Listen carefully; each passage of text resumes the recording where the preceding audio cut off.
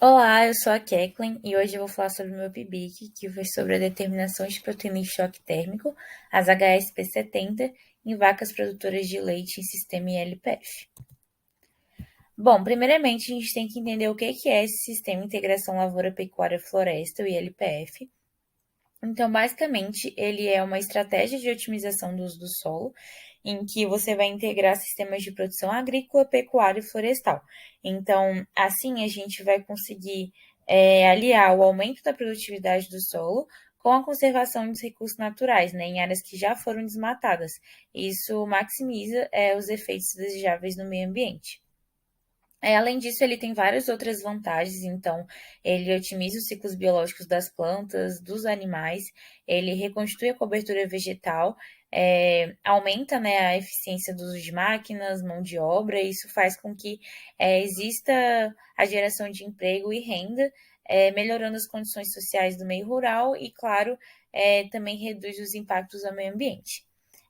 Apesar de todos esses benefícios, ainda existem poucos estudos sobre esse sistema, né, e os seus reais benefícios quando a gente fala da produtividade do sistema, utilizando vacas de raça pura ou mestiça para a produção de leite, principalmente em áreas de cerrado, né, uma vez que a gente sabe que esse componente florestal do sistema, ele vai modificar positivamente o microclima e ele pode modular a fisiologia do animal.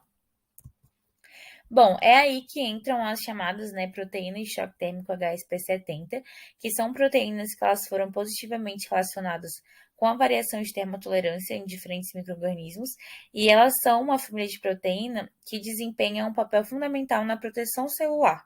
Então, quando a gente fala de agentes estressantes, né, entre eles o estresse térmico.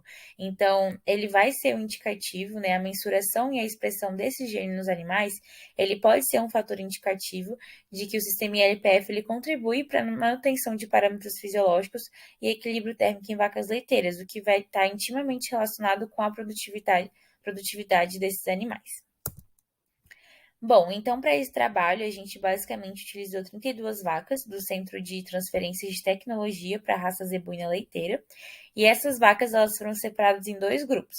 Então, um foi o chamado grupo sombra, né, que é um com disponibilidade de sombras de eucalipto do sistema ILPF, e a outro chamado grupo pleno sol, que foi o grupo sem disponibilidade de sombra.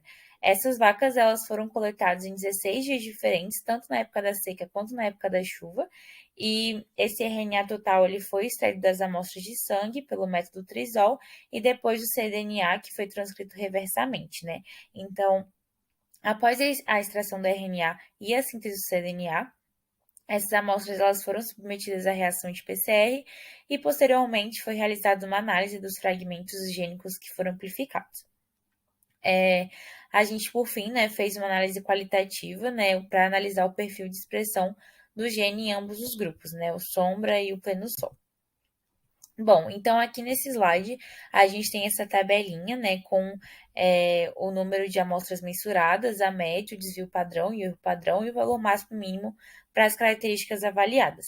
Então, a análise obtida dos dados das amostras, ela apresentou um valor P normal, com distribuição normal e uma análise paramétrica, mas como a gente pode ver aqui na tabela, essa análise estatística ela não permitiu a gente observar uma diferença, né, da concentração de HSP70 quando a gente compara os dois grupos, né? O grupo Sol e o grupo Sombra.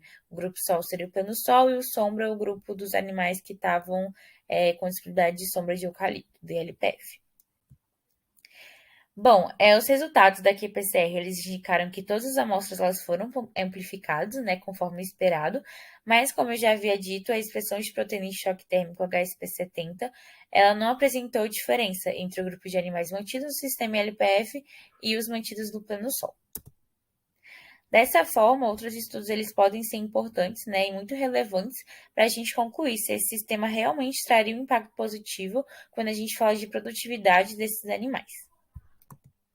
Aqui eu tenho as referências bibliográficas que eu utilizei no trabalho.